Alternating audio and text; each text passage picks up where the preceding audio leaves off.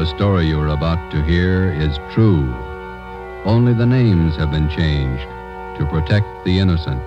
Fatima Cigarettes, best of all long cigarettes, brings you Dragnet.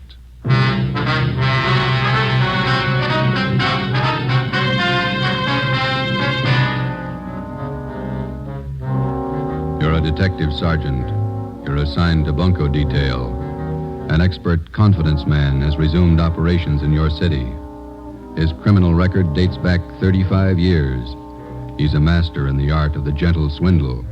Your job, stop him. If you want a long cigarette, smoke the best of all long cigarettes. Smoke Fatima. Fatima is the long cigarette which contains the finest Turkish and domestic tobaccos superbly blended to make Fatima extra mild. And that's why Fatima has a much different, much better flavor and aroma than any other long cigarette. That's why Fatima has more than doubled its smokers coast to coast. So, enjoy Fatima, the best of all long cigarettes. It's wise to smoke extra mild Fatima. It's wise to smoke extra mild Fatima.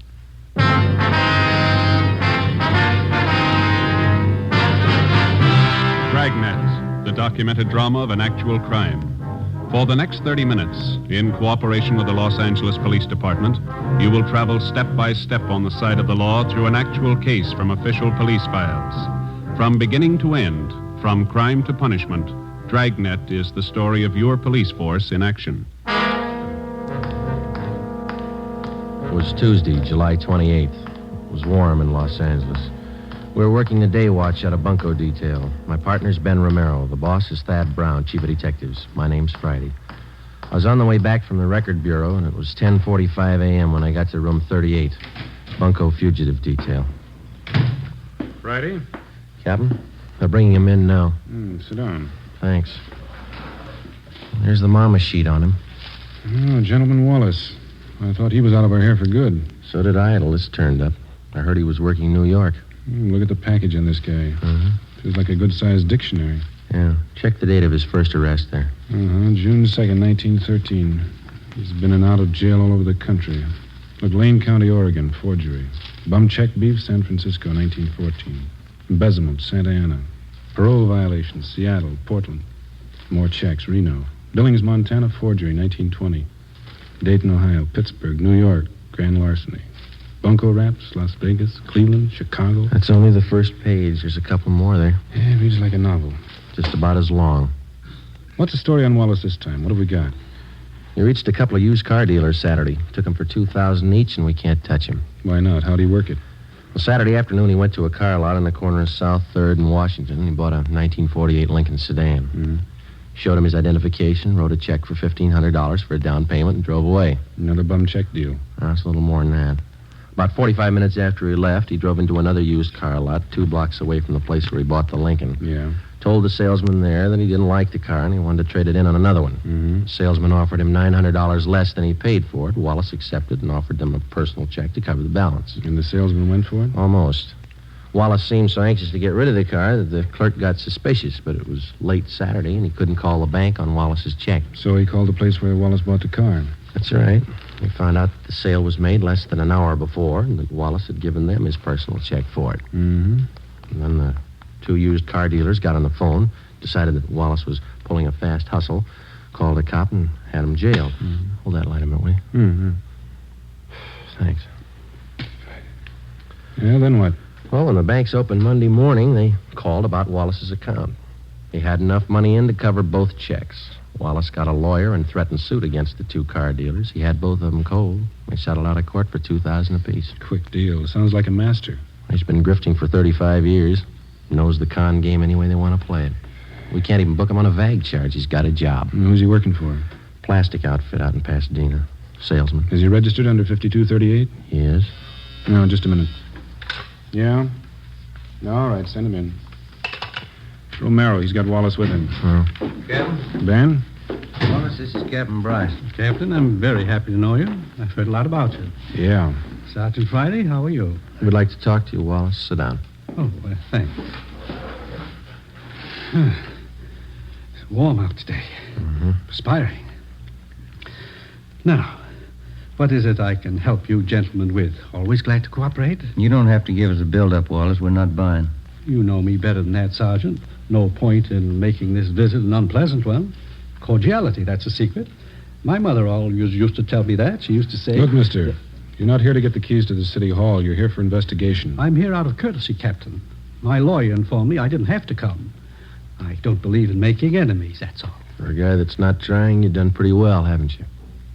Now, how long do you plan to stay here in town? Los Angeles is my home. It's my place of business. That's fine with us, Wallace, just as long as it's honest. Now, let me hand you a piece of advice. You try copping any more jobs in this town, and we're going to lean on you, understand? I don't think I do understand, Captain. The incident with the used car dealers, I hope that isn't what upset you. You guessed it, and it better be the last caper you try around here for a long time. I had every right to take action against those car dealers. False arrest. They humiliated me. They damaged my reputation. Here's your reputation, Wallace. 35 years of it. 10 jail terms, larceny, bunco, forgery. Have you ever heard of rehabilitation, Sergeant? Oh, yeah. I did my time. I don't owe them a day. I've got an honest job. I've been off the grift for years now. And take a hint, Wallace. Stay off. You'll do better. That's all, Wallace. Just remember, the next time we tag you, you're going to fall hard. You got it straight? Captain, I've been square since I got to town. I'm not switching. Is that it? That's all. Well, that wasn't so bad. Would you gentlemen care to have some lunch with me at the club? Just a snack? No, thanks. Sure, I can't persuade you. Club's just up the street. Fine food. Some other time, Wallace. Goodbye. Well, goodbye, Sergeant. Goodbye to you, Captain. Yeah. Well, we gave him the word. I don't know how much good it's going to do. What do you think, Skipper? Two things about grifters. They never retire and they never change. Watch him. For the next 4 months, Charles Wallace was kept under surveillance. From his daily actions, there was nothing to indicate that he'd returned to his former profession of confidence man. From experience, we knew it was too good to be true. For a man who had worked the con game from every conceivable angle for as long as Wallace had, chances of his going straight amounted to less than 1 in 1,000. Just as a dope addict is a slave to drugs, the full-fledged con man or grifter is obsessed with the idea of swindling for a living. He loves his work, and he takes pride in it, just as much as a doctor, a lawyer, or any legitimate professional man. He has a life and a code of ethics all his own, even has his own language. The grifter's victims are wealthy, middle class, and poor, and many more than the average citizen imagines. Wednesday, December 1st, 1 p.m. Ben and I had lunch and checked back in at the office. Food's getting better at the cafeteria, don't you think? Well, beef stew is pretty good. You got an extra coat hanger in your locker? Oh, yeah. Yeah, here you are. Yeah, thanks. Hi, Conan. Joe, do you see this report the post office detail sent over? You mean that Lonely Hearts ad? No, this is a different one.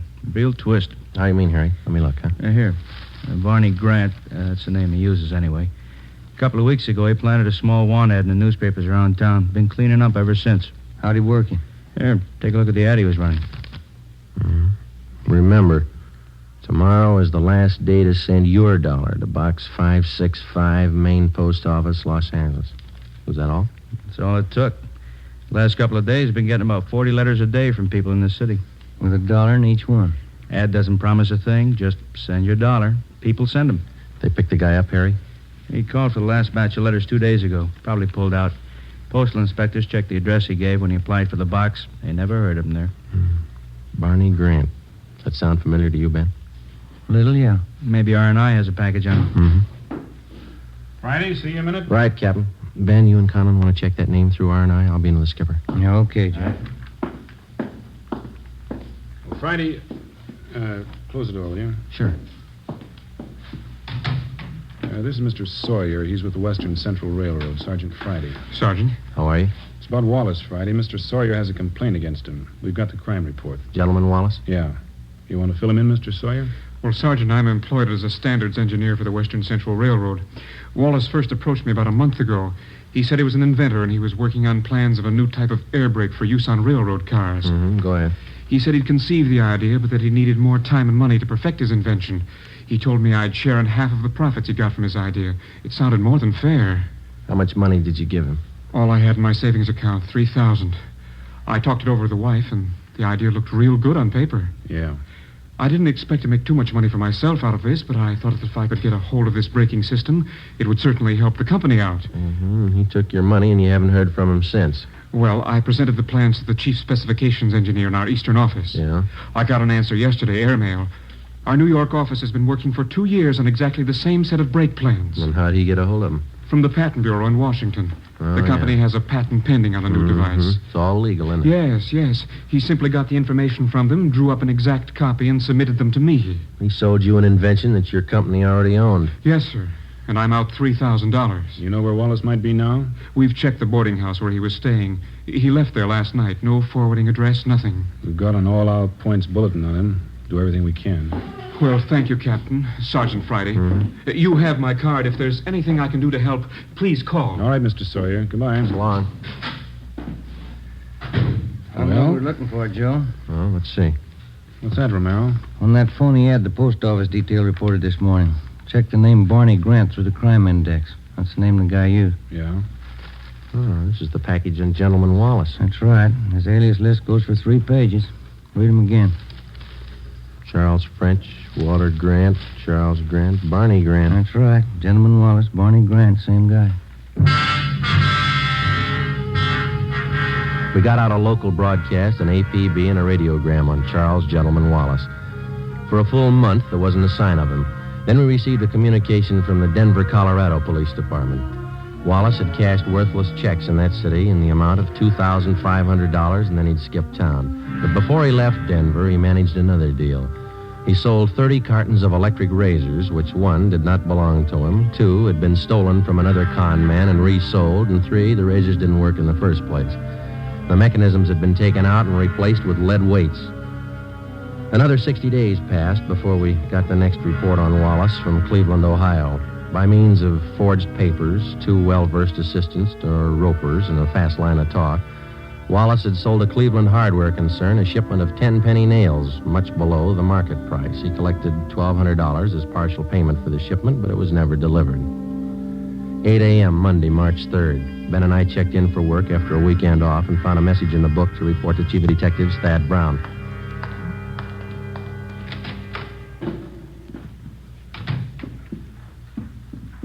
Chief, you wanted to see us? Come in.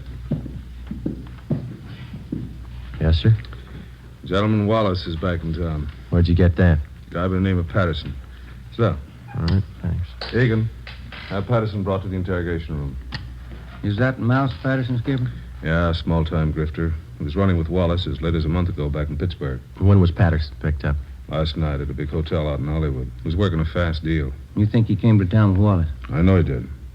One of Conlon's informants spotted Wallace and Patterson last night. We nabbed Patterson. Wallace slipped away.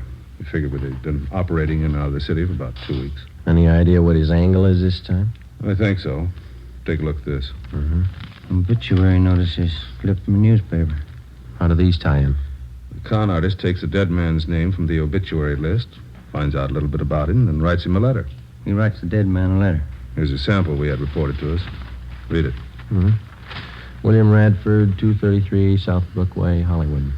Dear Bill, I heard you were sick, and I didn't want to bother you at this time, but believe me, I'm desperate. I don't mean to hound you about the $400 you borrowed from me, but we are having sickness in our family, and I do need the cash. Wait a minute. Wallace writes a letter like this to a man knowing he's dead, and the family opens it and reads it. And they figure it's some unpaid debt that they didn't know about, which the deceased owed. That's right. And the con man collects. Yeah. The letter's been showing up right in the middle of funeral arrangements. The family's bereaved, grief-stricken, caught off guard. They don't suspect anybody to be that ruthless, so they pay off what they think is a legitimate debt. Yeah, that sets a new low, doesn't it? Excuse me. Yeah. Ron speaking. All right, thanks. I got Patterson in the interrogation room. You 2 question him, find out everything you can. Right, Chief. When you're through talking to Patterson, you can start checking on these names. What's this? It's a list of all the names that appeared in the obituary column in today's paper. It's a long list. Conlon and Myberg are checking half. You and Romero take the rest. Right. Get to those families before Wallace does. We went down the hall to the interrogation room and questioned Patterson for an hour and a half. He denied that he even knew Wallace. He refused to tell us anything. We had Patterson returned to his cell in the county jail, and Ben and I started to check with the relatives of the deceased who appeared in the daily obituary list. Adams, Connolly, Craig, Denberg, Donzetti, Edmonds, Fowler. None of them had received letters claiming payment of secret debts owed by the deceased. Well, there are more pleasant jobs than bothering families with an investigation in the middle of their sorrow. It wasn't easy, but it was necessary. The 8th name on the obituary list was Foreman, Carl J. He was survived by his wife, Jean. She lived at 5821 Santiago Street out in the valley. We're sorry to intrude at a time like this, Miss Foreman. We know how you must feel, but it's an important matter. That's all right, Sergeant. Carl was sick for so long. Probably better this way. What did you want to know? Since your husband passed away, have you received any letters asking for payments on a debt that he might have owed to somebody? It's funny you should ask. Yes, I have. I got it yesterday. Yesterday, huh? Do you know the man who wrote the letter? No, I didn't. I took it for granted that it was someone Carl knew in the Army. Someone he'd borrowed from. And how much money was it he said your husband owed him? $400. There's a letter over the mantel. I'll get it for you. Fine. Here it is. Thank you. Signs his name Howard Michaels. Has this man contacted you since? Why, yes, he has. He called me last night and said that he'd just heard about Carl. He apologized for writing the letter. Said he had some medical bills of his own to pay. I went to the bank this morning and got the money for him. Is there anything wrong? And he's supposed to come here and get the money? He already has about 2 hours ago. He seemed to be a very good friend of Carl's. Ben, you got that mug shot on? Yeah. Yeah, here it is. I don't understand, Sergeant. Is, this the man who picked up the money this morning? Yes, that's Mr. Michaels. Mm-hmm. Don't you think he was Carl's friend? I don't think so, Miss Foreman. But no one would do that. Who could be that low? You're looking at his picture, Miss Foreman. His name's Wallace.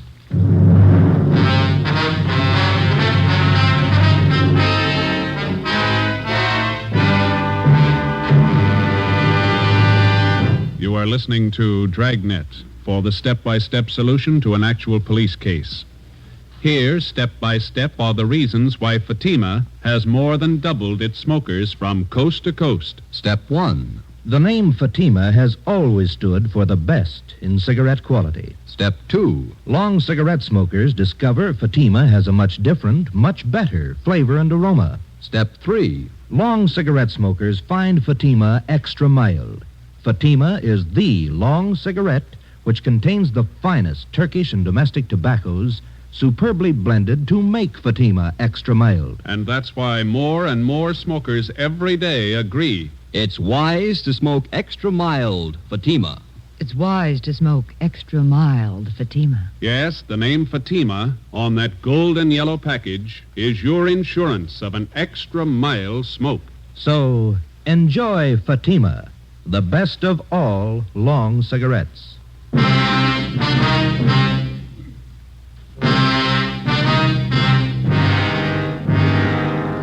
Over the past century, the confidence man here in the United States has earned the dubious title of aristocrat of the underworld. Among small-time thieves, cutthroats, dope peddlers, pickpockets, and similar small fry, he's looked up to and respected. The true con man does not consider himself a crook or a thief in the ordinary sense of the word. He's smooth, courteous, fast-talking, and he lives by his own code of rules. He never uses violence. He makes his living by his wits alone. Generally, he's far above average intelligence, and he's totally without a conscience. He thinks no more of fleecing a day laborer of his wages than he would of fleecing a millionaire. Because of their carefully planned operations, only a handful of confidence men are ever brought to trial. Monday, March 3rd, 6 p.m. Ben and I completed our interviews with the families of the deceased and returned to the office. Hi, you two have any luck? Wallace is the guy. We found out that much. Who identified him? Woman out in the valley, a Mrs. Foreman. Wallace posed as an old friend of her husband's, took her for $400. How about Colin and Myberg, Captain? They get anything? They haven't checked in yet. I'm waiting for him. How does Mrs. Foreman make the payoff to Wallace? Through the mails? No, sir. He came out and picked up the dough in person. Yeah, then there's no chance of tracing him through the post office. Seems like he comes up with a new MO every day. We checked out the rest of the families of the deceased on the list. The chief gave us no leads. Don Myers and handwriting checked the letter Mrs. Foreman got. The writing matches with the others. It's Wallace. Hi. No, Conlon. Myberg with you? Down the hall in handwriting. Checking a couple letters with Myers. Do any good today, Harry? Some. We found 2 families got phony letters through the mail. Same deal, Wallace. They pay off to him yet? Neither one. Told him to sit tight and call us if the guy should contact him again. Explain the setup. Who are the people, Harry? Let's see. One's an old fella. Oscar Dunn. Lives over in Highland Park. Other's a pretty wealthy family, Bel Air. Here it is. Elizabeth Secor. She's the wife. Mm-hmm. Husband's name, Burton James Secor. Investment broker. Died day before yesterday. How much of a debt is he supposed to have owed? The guy in the letter claims $1,200. Signed myself, William Kilbright. The letters mention anything about how the payoff's supposed to be made? The guy wrote he'd contact him by phone first, then make arrangements to meet him. Both families will call as soon as they hear from him. No, if he doesn't change his M.O., we're set. Conlon, you and Myberg stick with the family in Highland Park. Make sure they understand perfectly what the setup is. Wallop makes a contact. Be there. Okay, Cap. Joe, you and Ben cover the family out in Bel Air. Okay, you got Secor's address here? Well, here's a crime report. It's got all the dope. Good. I'll grab it. Bunko, fugitive, Conlon. Yes, ma'am? When? All right, thanks. We'll take care of it. Secors. Wallace just called him. What's the pitch? Wants to pay his respects. He's going to visit him tonight. 7:35 p.m. Monday, March 3rd. Ben and I drove out to Bel Air to the Secor place. It was an English-type mansion with a circular driveway out in front. The wake for Mr. Secor was being held in the living room. The butler showed us into the library where Mrs. Secor was waiting. She told us everything that had transpired since she first received the letter from Wallace following her husband's death. She said Wallace had promised to be at her home promptly at 9 p.m. We waited. 9 p.m. came and went. We told her that if the suspect should call, to make any concession, to agree to anything in order to set up a meeting with him. At 10 minutes past 10, the phone in the library rang. Mrs. Secor answered it. I listened in on the extension. I'm terribly sorry, Mrs. Secor. I did want to get out to pay my last respects, but I'm afraid that will be impossible. Oh, I'm sorry you won't be able to come. I'd like to settle up that debt, the money that Burton owed you. I do hope you understand, Mrs. Secor. It's very difficult for me to bring up such a subject at this time of your bereavement, but I do have need of the money. You see, it's my wife. She's quite ill, and, well, there are medical expenses to be met. Oh, I understand. When would you like to come for the money? Well, would tomorrow be all right? My husband's funeral is tomorrow. Oh, I see. Well, where will that be? At the cathedral on Sunset Boulevard. A requiem mass at St. Mary's at 9 o'clock. Well, since I don't want to bother you personally anymore, I wonder if it would be possible for you to leave the cash with the head usher there at the church. Well, yes, all right. I think that would be the best way. All right, then. Good night, and thank you. Yes, good night. I'm sorry. I know that's not easy for you. That's all right, Sergeant. It's strange, isn't it? What's that? One man burns out his whole life making money. The next man spends his time trying to steal it. What does it all mean? I don't know. We got 2,600 men down in the county jail. They all think they've got the right answer.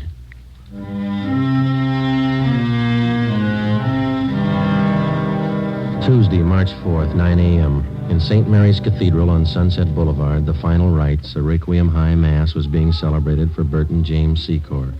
Ben and I were stationed at the rear of the church. Conlon and Myberg, together with two other men from Bunko Detail, covered the side exits. An extra detail of men were placed at strategic points around the cathedral. The head usher stood a few feet from the main entrance. With him, he carried a plain manila envelope filled with pieces of newspaper cut to resemble the size of currency, along with a $1 bill. He had instructions to hand over the envelope without question to the person who asked for it. 15 minutes past 9, Joe. Yeah. You see that head usher all right? Yeah, I got him spotted. All right. Pretty good-sized crowd here. Secor must have had lots of friends, huh? Yeah. Nice choir. Just wondering, Joe. What's that? Suppose he doesn't show up? Well, that's possible. He might have gotten suspicious. Could be. What time you got now? It's 9:20.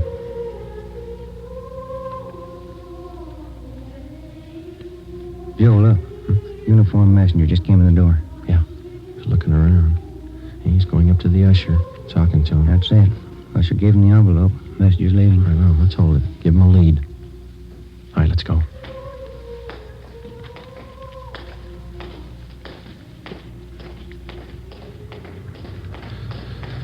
Now, let's go, Ben. Don't lose him. He's getting into that cab. Come on. slide over. You got the cab number? Yeah, let's move. 10:30 a.m. Ben and I trailed the cab to a bus depot in downtown Los Angeles. We followed the messenger in and watched him check the manila envelope in a key locker. We waited. At 11:45 a.m., another uniformed messenger entered the bus depot, picked up the envelope, and left. We followed him to the Union Railroad station, where he left the envelope at the traveler's aid desk. At 3 p.m., the envelope was still there, unclaimed. No sign, Joe. What do you think? It's a pretty fancy switch he's got worked out. Yeah. What time's the next train leave? 3:25, Coast Limited for San Francisco. It's 3:21 now. Wait a minute. See that porter over at the desk there? I'm talking to that girl there. I don't know. That's it. She's giving him the envelope. Come on. Yeah.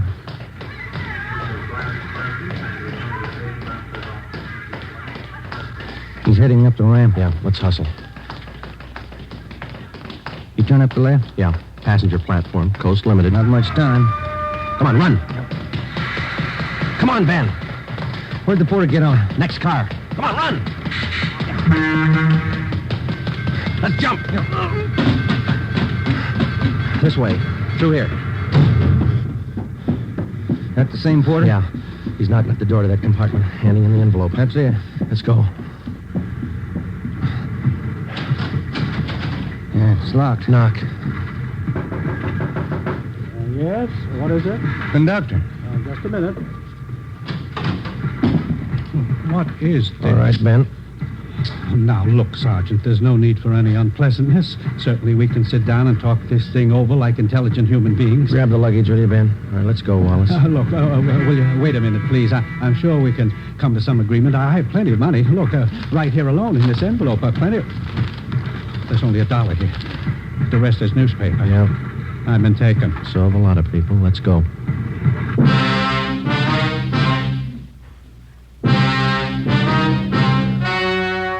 The story you have just heard was true.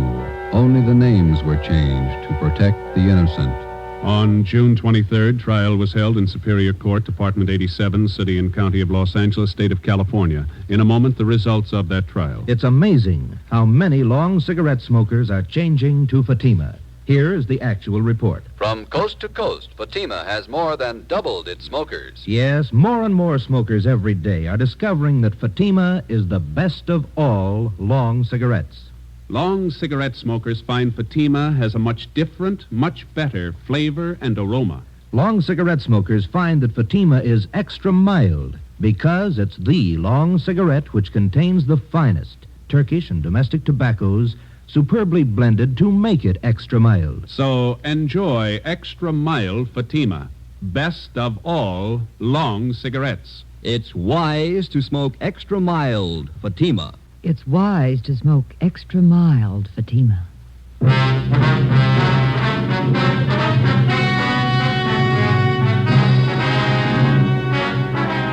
Charles Gentleman Wallace was tried and convicted on 4 counts of grand theft and sentenced to the state penitentiary for the term prescribed by law, with holds being placed on him by 4 other states.